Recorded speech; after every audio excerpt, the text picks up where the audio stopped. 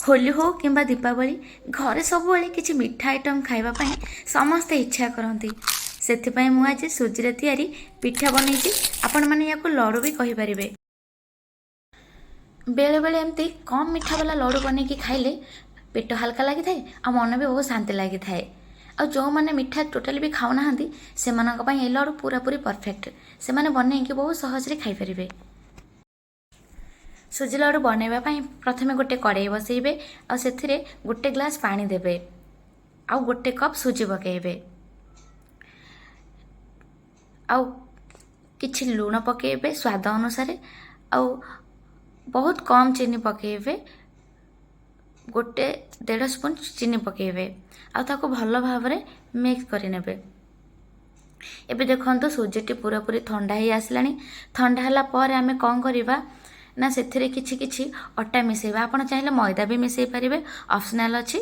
तो मुझे अटा मिसई आ अटा को अल्प अल्प मिसई ताको भल से चकुड़ी देछि।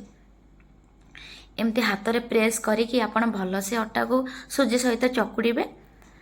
बहुत मोटा भी तार बैटर बहुत मोटा करेंगे माने बहुत हार्ड करेंगे एमती अल्प अटा पकेबे आ ताको भल से चकुड़ी देबे आ ताको भल से प्रेस करेंगे।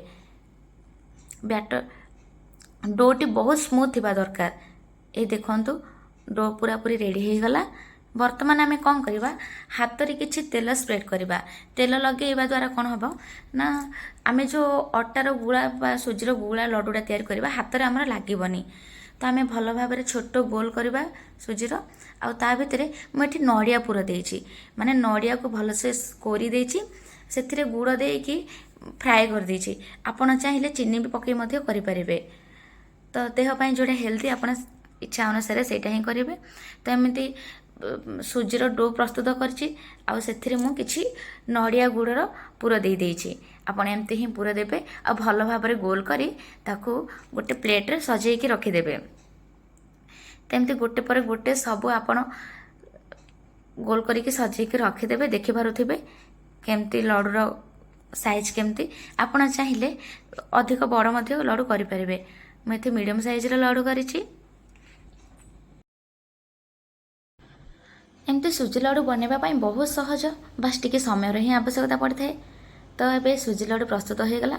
वर्तमान कौन करवा ताकू गोटे कोटिंग देबा ना से नेबा आमे गोटे स्पून मैदा नेबा आ से 5 स्पून पानी देबा आ ताकू भल से मिक्स करि नेबा।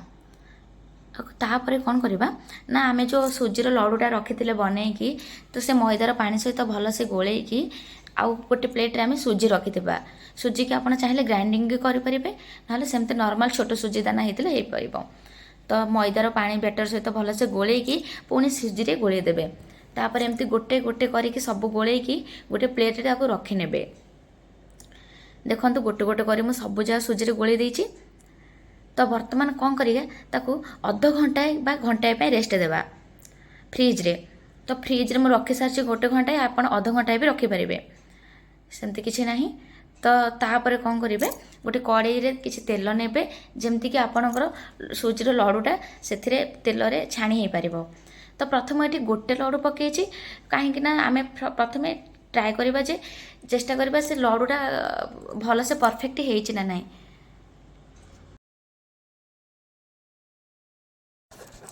तो प्रथमे गोटे लड्डू पकईकी चेक कर नेबा जदि सुजीर कोटिंग छाड़ुनी तो लड्डू आमर परफेक्ट अच्छे।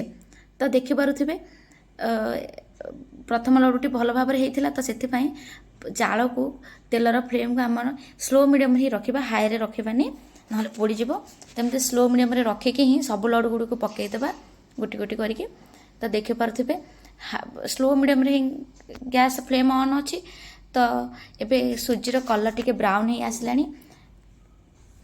ताको बेसी डार्क करेंगे जमती कि काकरा पिठा छणा हो से कलर करेंगे व्हाइट ब्राउन ही रहिबो। तो सही स्टेज रे ही आपण माने ताको काढ़ी नेबे। तो देखि पारुथिबे हमर सुजी लड्डूर कलरटा केमती हेछि बस ए स्टेज रे ही आमे लड्डू को काढ़ी देबा।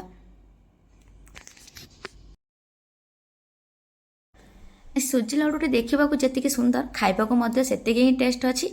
आपण माने घरे निश्चय भाव में बनइबे आउ तार टेस्ट केमते लगुच मते कहिबे।